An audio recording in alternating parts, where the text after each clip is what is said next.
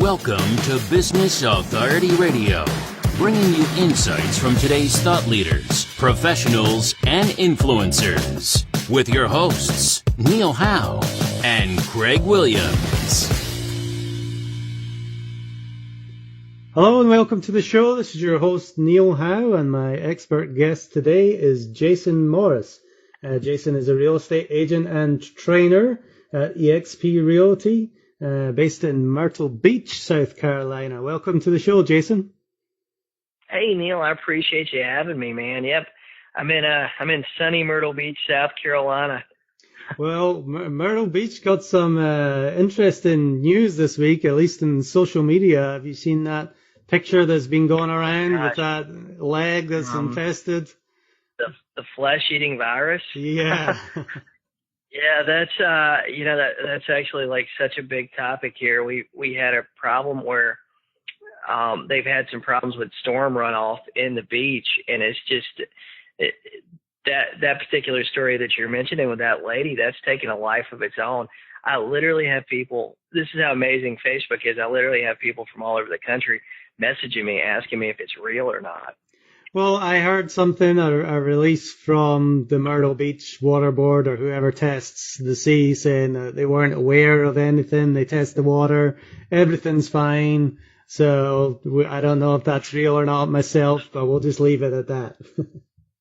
Yeah, don't go swimming. Yeah. So let's get down to real estate. You are a real estate agent and a trainer, but what would you say was your ideal expert subject matter, and who is it that you serve? The thing that I've really been good at in the real estate industry is figuring out how to leverage my time and my business with systems. And I've been really good at figuring out how to create and come up with low cost and no cost lead solutions, right? And systems to work the lead, because a lot of agents, one of the things they miss is they go out here and they spend money to generate a lead, or they spend time and energy to generate a lead, and then they don't know what to do with it. And there's a lot of franchises that we're training. The thing that kind of spurred what I'm doing with real estate agents that really work is I was looking at possibly purchasing a major franchise a few years ago that done a lot of training, and I was looking at it. I realized they were actually charging agents for training, and I've seen that, and I thought it was kind of backwards. Number one, I thought it was backwards that they were charging their own agents to train them. I was going, man, shouldn't you be training your agents for free and then, making money from them going out and selling real estate? That was number one. That was really confusing for me. And then number two, I realized that a lot of the systems they were training their agents to use, agents would go through this 3 or 4 week training program. They get to the end of it, they're all excited about doing all this new stuff, but the systems were so expensive to implement, they were teaching, that a lot of new agents, they just paid money to join a real estate board. They just paid money to get a license and all this stuff. And I mean, most new real estate agents are broke, so I've seen there was a big need in the industry, and I created a Facebook group, and I started talking about things that I was doing, because I'd been in a position over the years. My story was I'd built a big team, and I was doing a lot of transactions, and I was doing a lot of property management. I was doing upwards of probably between property management and sales, I was doing upwards of 400 transactions a year with a big team with a lot of overhead. And the crazy thing was, I went through a divorce, and in the middle of my divorce, I realized that I wasn't making really near as much money as what everybody thought. I was even, and I was kind of like, oh wow, that sucks. So when I took and got through my divorce, I disbanded my real estate team, and I was getting back into the industry, and I was really getting back to going to work full time again after all that. And I realized that, I had a lot of overhead. I didn't want to do that again. So I started looking at the basics. Where was I making money, and where was I able to leverage my time the most? And one of the number one ways was working with sellers. Previously, I would go on vacation, and I'd be gone for 3 or 4 days, and I had so many buyers and so many properties I was managing that by the time I got back to work, man, it was like I was I was being bombarded with calls and complaints and craziness. And the thing is, when I changed my business and started working on more cost-effective lead generation and started working more sellers than buyers, because the industry is kind of crazy. A lot of new agents that get in it think they have to go out and find buyers, but the thing is, you can have 50 buyers, and there's no way you can show them all property today, but you can work for 50 sellers, and the way the industry works, all 50 homes can be shown in the same day. So I could be on vacation, like I was literally on a cruise. This was about a year and a half ago. I was on a cruise, and while we were on the boat, I sold 3 properties, you know, and there's no way I could do that working with buyers. So I realized this in my personal business, and then after going through a lot of stuff and looking at the industry, you know, from the perspective of purchasing a major franchise, I realized that this was a big need. So I created this group. I have a YouTube page where I had 200 or 300 videos on it, and one of the things that really I felt like really kind of took off for me was my first book was 53 Strategies to Get More Listings. I realized that a lot of agents around the country, the market was picking up. And one of the things that sucks for real estate agents when the market picks up is a lot of our services are not in as much need. So we have to get really creative in getting leads because a lot of our more traditional lead sources kind of dry up as the market picks up and inventory goes down. So I wrote a book called 53 Strategies to Get More Listings, which started out as me just brainstorming things to do, you know, podcasts and YouTube videos about, and kind of evolved into 53 more creative strategies to look for more listings. And I wrote that book, and then I realized that a lot of agents just didn't have the systems to put these into. And one of the things I'd been really good at was going out and listing for sale by owner properties and working with for sale by owners and converting those from for sale by owners to actual clients. So what I started doing was I was actually documenting my system, and I was actually documenting it in YouTube videos. I broke it up into a bunch of sections. I recorded my first version of how to be a for sale FSBO master was actually a series of about 14 YouTube recordings. And it had a lot of success, had a lot of reviews, had agents all over the country calling me, talking to me about it, messaging me through Facebook, sending me emails. And I decided, hey, you know, I really need to convert this from audio to an actual book that agents can pick up. And basically I created that system for them. And I'll tell you, Neil, we talked about this a minute or two before the show. One of the things that happened when I wrote a book is my business changed. You know, not just my coaching business surrounded it. It's kind of, in a sense, built around these books and YouTube videos, but my personal business changed, my actual real estate sales business. What happened was I got exposed to so many agents across the country that my referral business has really, I mean, I live in a second home market where it seems like if you're in North South Carolina, if you're in a neighboring state, everybody knows somebody moving to Myrtle Beach or somebody that owns property or wants to own property here. But my referral business took off. I mean, I probably have an agent or two a week that message me or call me about referring me a client now, which is kind of interesting. I know a lot of your audience is entrepreneurs. I wrote the book originally, it was something kind of on the bucket list. I wanted to check off having a best-selling book. And what I did, it's been a bestseller on Amazon since it came out a few months ago. But it's sold at this point. It's sold about it's actually been downloaded probably about 2,500 times. And it's actually hard copies. It's probably sold 500 or 600 hard copies. So probably about 3,000 copies total. That's excellent. And one of the things, I haven't, be honest with you, I don't believe you make much money from actually writing a book, from the actual book sales. But where I've really made money from the book has been the referrals I've gotten from other realtors around the country. And then the other businesses, my coaching business too, from having actually 2 bestseller books, my coaching business has really taken off. So it's helped me build authority, like in just a different avenue. Yeah, It's I mean been really that's exactly what we talk about with Business Authority Radio. It's you've got to position yourself as an authority in order to get the recognition, and that's certainly what you've done with your books. yeah. It's been really interesting. The first book, 53 Strategies to Get More Listings, that came out back in November. And, a Kindle book is a little different. Like if you start really looking at the Kindle books that are bestsellers, it's not like the traditional book. A Kindle book can be like 50, 75 pages. That's like a normal Kindle book. A book that I read a lot, and I find that the ones that I'm more likely to pick up, the Kindle versions, are the ones that are like, something I can read in a couple hours, something I could go home and read in the afternoon, The books that are a little bit longer, like say the Tim Ferriss, Tools of the Titans. Yeah, that one's huge. It's enormous, man. I can't really read that on my Kindle. I had to buy the hard copy of it. But a Kindle book can be, acceptable 50 to 75 pages. So you can actually write one a lot easier. When you gear it towards the Kindle audience, I think you can write it a lot easier and a lot quicker.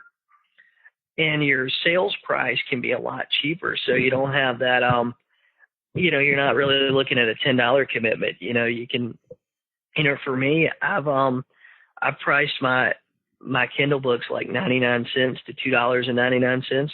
And I've kind of done a lot of testing, in that price range just to see what got the most downloads, because my objective is not to make money really selling a book. My objective is to basically get my message and get more exposure for myself. Exactly. And, there's a lot of people that, think that they need to sell hundreds or thousands of books to make any kind of real money, or to make it even worth their time. But, if it allows you to sell 5, 10, 15, 20 more homes in a year, there's definitely a lot more to be made from that side of it. So you work with real estate agents and you help train them. What kind of things? I think lead generation obviously is a major issue, but what other kinds of things have you been able to teach them, or how do you teach them to gather leads? For me, like a lot of the lead sources, there's so many lead sources out there for agents right now. Technically Facebook, one of the easiest ways to get listings or get business is from your sphere of influence, people that you already know, like any business. The easiest people sometimes to sell and work with are people you already know that may need your product, or they know somebody that can need your product or service. One of the big things lately is talking about how to work your sphere of influence through Facebook. Facebook, I think in any industry, is a big hot topic, but with realtors, Facebook's marketplace has been a fantastic source of for sale by owners. But that's one of the things, coming up with low cost ways of doing business. Craigslist is enormous. I think as a real estate agent, we all think that Craigslist has all this competition, for sale by owners and listings and stuff. But in reality, there's not a lot of calls that happen. But coming up with systems to work Craigslist effectively, coming up with systems to work Facebook effectively, how to do open houses. Sometimes my audience is looking for information and systems that are the most basic things that are out there. So, how to list expired listings. Sometimes things like how to role play. In my role play, a lot of sales systems are built around scripts and dialogues. And I think it doesn't matter what business you're in, you need to work on those scripts and dialogues. How you're presenting information to your customer is really important. And as agents, the biggest thing that we do is we'll find a script that's out there and we'll use it for a week or two. And then we hear about something in a Facebook group, or we read something online or see something on YouTube. And then we run and we start using a completely different script, that has completely different questions and stuff that you're asking people. So a lot of agents, their biggest problem is they never build that muscle memory, right? If you're using the same script over and over, like when you're selling your service and product, if every customer you're going through that same process of asking about their business and introducing your service to them, if you're going through that same process and that same series of questions and dialogue on every single conversation, it's not long until you're going to learn all the answers to all the questions, right? You're going to learn all the objections to your sales process and to the sales system that you have. And then you're going to be able to anticipate those answers and anticipate those objections and easily overcome them. And a lot of agents never build that sales system so they can build that skill set, you know? So that's a lot of what I actually do with them. Simple things like building a follow-up system. And I think all business owners have this, and entrepreneurs especially, the ability to overcome fear and the mindset to overcome that fear of unknown that's out there. And a lot of it is, we hear it all the time. A lot of it's setting goals. A lot of it's coming up with your big why. Why are you actually doing what you're doing, and why are you actually wanting to do what you're doing? And a lot of agents, most of the time, they're not your typical entrepreneurs. A lot of agents have, come from another career. A lot of them have, they retired and they're getting into the real estate business because, there's a lot of reasons out there. They like looking at homes. They think there's a lot of money to be made. They think that, that it's going to be something that's really easy. And in reality, it's not something that's really easy, So it's really, it's quite a different business for people that haven't been involved in it. Sometimes there's a lot of things that are backwards from the way that traditional sales and entrepreneurial stuff kind of works, Yeah, it seems like, everybody knows a real estate agent. Everybody's got a friend that's a real estate agent, and there have been so many real estate agents out there at some point, but from my experience, it's only a fraction of them that actually make enough money to make a full-time living. And that would probably be because they don't have those systems in place, would you say? Oh, yeah. It's one of the things that I've seen in the real estate business is,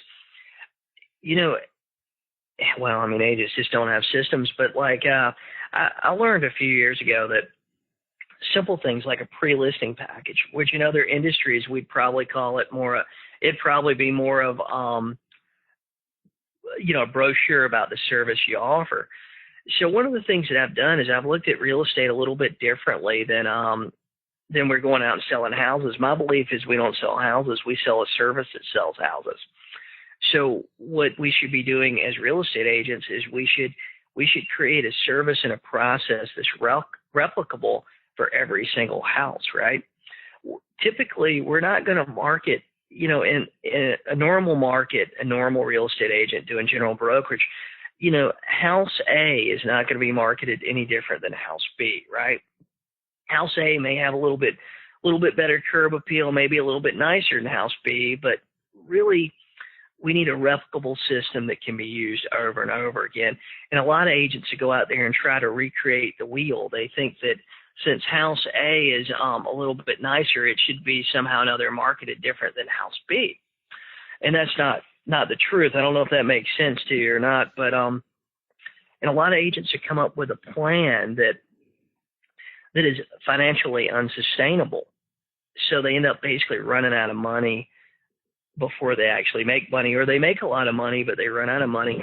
And by what I mean by financially unsustainable, as real estate agents, we're given a lot of tools by Realtor Association, access to MLS, things like that the most powerful thing, truthfully, the most powerful tool that we have as an agent is MLS, the power of syndication and the power of being a part of the association that you can market all your listings to, right? Or that you have access to all the listings on the market. That's actually the most powerful thing we have as an agent. I'd love to tell you it's something more than that. All agents have that equally, right? If you're a part of the association, everybody has that. The problem is a lot of agents that go out and create a system that includes, they promise professional photography, they promise drone footage, they promise, a talking house. They promise, oh my God knows what else, this free staging consultation and all this stuff. But by the time they pay for a professional photographer is going to cost you $100. Drone photography is going to cost you $200 or $300. If you're getting a talking house or flyers or whatever out there, that's going to cost you another $100. And this is before you've made any money, Right. And then whatever else you promise costs money. So a lot of agents will create this system that's going to cost them day one. They take a listing, and that system's going to cost them $400 to $500. And what ends up happening is agents go out there, they're having a fantastic month. They've listed 5 houses, but those 5 houses are costing them $2,500, right? Mm-hmm. So they end up in this crazy position where they're like, oh man, I really got a 6th house I could list, or it's early in the month. I could go out and get more business, but if I go out and list another house, it's going to cost me another $500, and I'm not going to be able to pay my cell phone bill, So a lot of agents catch themselves in that position where their overhead is just too high because they haven't thought out what their business is going to look like and what that system's actually going to be. Or another great one is they promise they're going to do open houses for everybody. And they overpromise and they make promises they can't deliver, If you have 30 or 40 listings, you can't do open houses for everybody. If you're listing at a high volume, you can't do professional photography, drone footage. You can't spend $500-600 per listing per house on day one. You have to have some income coming in, And that's one of the things that I've taught agents, and I've taught agents in my program, that sometimes, we make it a lot harder than what it actually is, even with scripts and dialogues. Sometimes, calling somebody and saying, hey, Neil, this is Jason Morris from eXp Realty.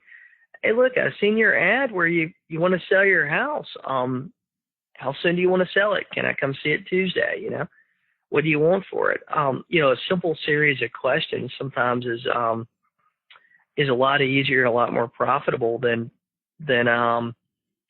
coming up with some elaborate scheme, to get my foot in the door, promising buyers and things like that. So that seems like a major problem, to spend $500 on a listing. You never know how long it's going to take to close or how many are going to close in a month. What are some of the simpler, free or no cost or low cost solutions that you found that work just as well or even better?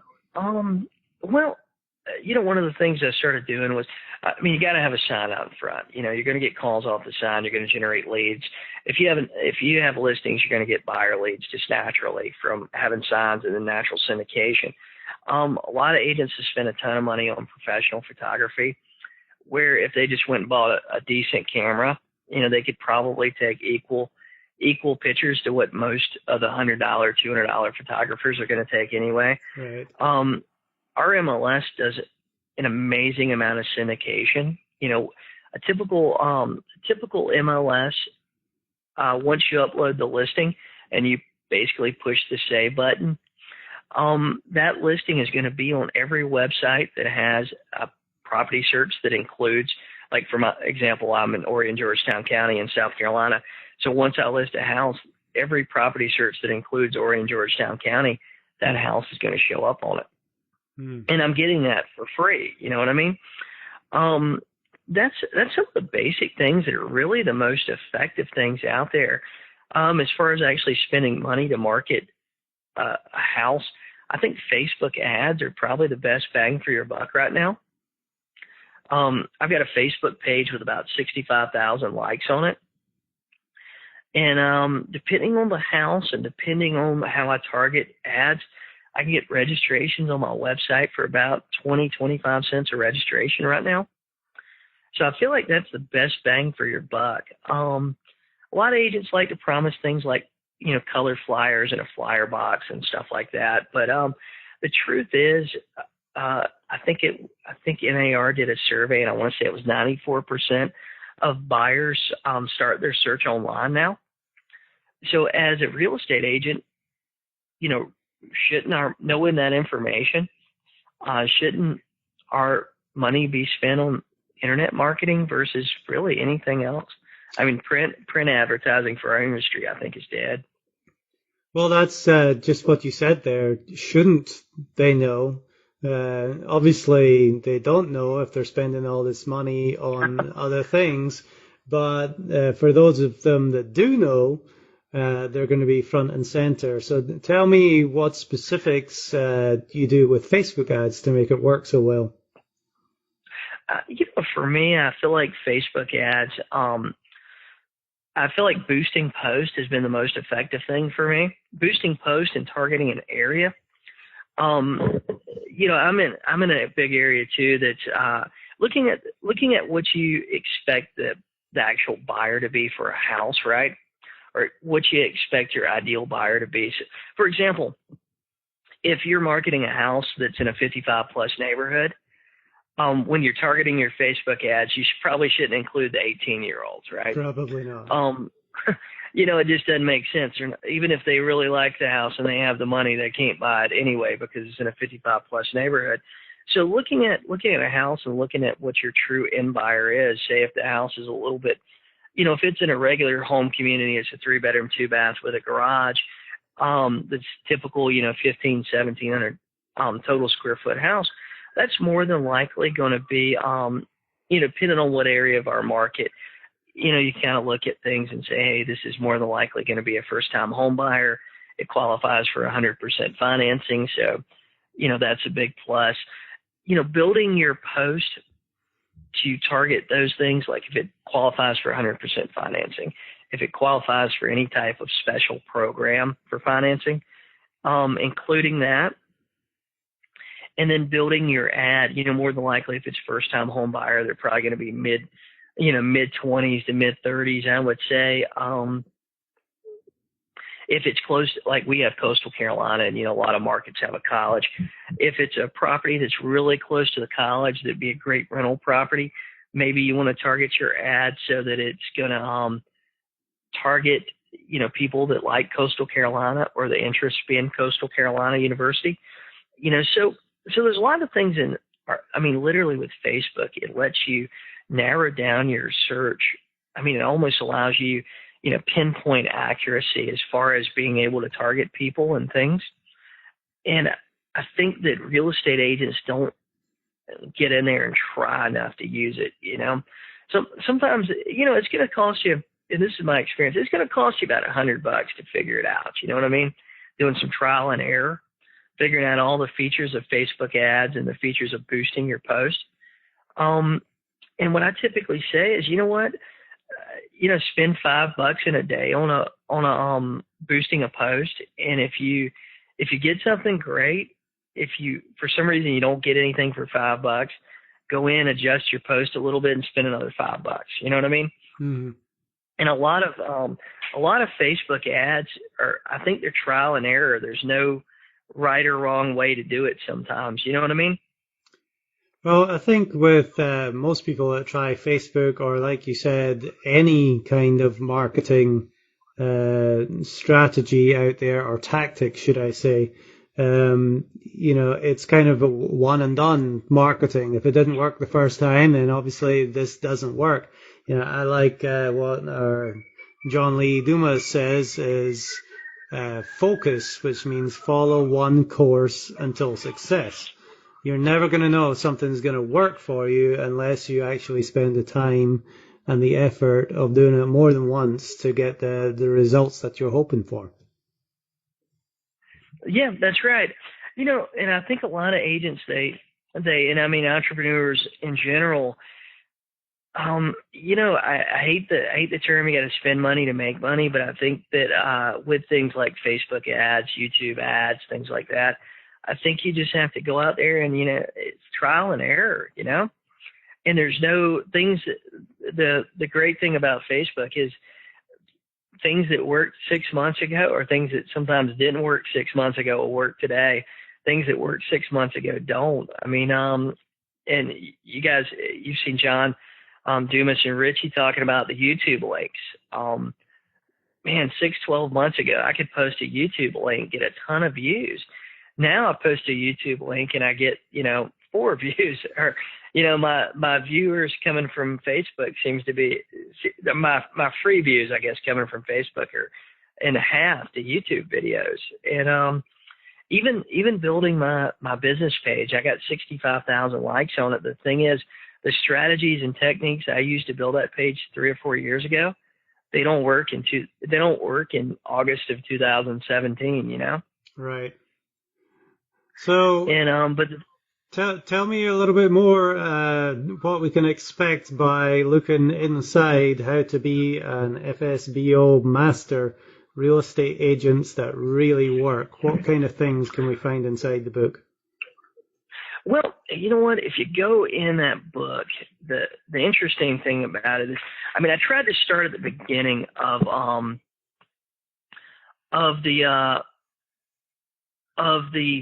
I tried to start at the beginning. I wanted to talk about the mindset of a for sale by owner, where they're at, some of the common objections. You get my for sale by owner script, my 6 favorite for sale by owner sources. I think this is the next one is one that agents just mess up on. How to build your for sale by owner follow-up system, how you should be following up with them. One of the things a lot of agents don't understand is they make the initial call, they have a fantastic, meaningful conversation with that client or potential client, but the client can't meet today, right? They can't meet today, they can't meet tomorrow, they get a crazy day or crazy week, and they say, hey, call me next week. Well, a lot of agents just never call back, or they don't know how to follow up with that person. What I did in this book is I actually outlined my entire follow-up system. I gave a pricing strategy. A lot of agents don't know a real pricing strategy that's easy to relay to the client. I talk about my pre-listing package, how to actually build a net sheet and how to use a net sheet. Another one is how to effectively present your paperwork. One of the things that I learned in the real estate industry was there are a lot of agents, there's 3 or 4 forms as a real estate agent we use over and over again. And our offices teach us classes, but lots of times the classes, they read it word for word for you, and then you turn around and read it word for word for your client. But the thing is, your average client out there has never sold, chances are they never sold a house. Even if they have, this is probably maybe the really experienced ones have sold 3 to 5 homes, Mm-hmm. And chances are they probably wasn't in this state, and they may have not been in this decade. You know what I mean? Right. I had a lady tell me the other day, she goes, oh, I've sold a lot of houses on my own. I said, really? I said, when's the last time you sold a house? And she goes, oh, it was about 12 years ago. Mm-hmm. And, man, the business has changed a lot in the last 12 years. It's changed a lot in the last 3 to 5 years, And there's a lot of things that are happening in our business that, like the downturn that happened in 2006, 2007 with the foreclosure boom is what it was. We didn't have things like, we didn't have Zillow back then, number one. What's going to happen in the next downturn in the market? What's going to happen if there is another foreclosure boom? What role is Zillow going to play in that? You know what I mean? Right. What role is Realtor.com going to play in that? So there's a lot of things that, have changed, and they're going to continue to change. But this book, I talk about how I've built a tough mindset and things that I do all the time. What actually should happen in your listing presentation. But this book, one of the most important things it does is in the real estate industry, one of the things that's happened over the last 12 years since I've been in the business is we used to be the gatekeepers of information. And that's changed because the information is readily available on the internet, right? You mentioned that everybody knows a real estate agent, but all these people go out and they put their house up for sale by owner. The agent that typically they're going to work with is the agent that they trust. We are not the gatekeepers of information anymore. The only thing we have in our industry is trust. We build trust. This book helps you create a process and a sales system to help you build trust with your clients, to show them that you have a plan for their house and a plan that works, right? And that's the person that typically that for sale by owner is going to work with. They're going to work with the agent that they trust and the agent that they feel like has the best plan, and the agent that relays their plan the best. And most agents, if they have a plan, they can't relay it, Right. So they don't have an effective strategy to relay it. Well, thanks very much, John Morris, for being our guest. For listening to John Morris here. He's a real estate agent and Jason trainer at EXP Realty. Yeah, Jason Morris. Jason, I'm sorry, Jason. Jason Morris. That's all right. If there's one thing that we haven't covered yet that you would like to get out to the audience before we close, what would that be? Man, if I can ever help any of you guys, whether it's you need any help or advice buying or selling a house, feel free to message me. Send me an email at jasonmorrismyrtlebeach@gmail.com. If I can ever help you, Neil, just let me know. I'll be happy to. Definitely. So that is your best contact information, is your website, John Morris, Jason Morris. I got John stuck in my head now. Actually, JasonMorrisGroup.com. Man. JasonMorrisGroup.com. All right. Well, thank you very much, Jason. We appreciate you being on the show. You obviously have a lot of knowledge in the real estate industry, and not from 10, 20 years ago of what works, but what works now up to the minute using the marketing techniques of today. So people go out and check out this book, How to Be an FSBO Master, Real Estate Agents That Really Work. Well, thank you very much for being my guest, John, and to our audience, if you like what you hear, hit that like button and share, and we'll see you next time on the show. You've been listening to Business Authority Radio with Neil Howe and Greg Williams. To learn more about the resources mentioned in today's show, or to listen to past episodes, visit businessauthorityradio.com.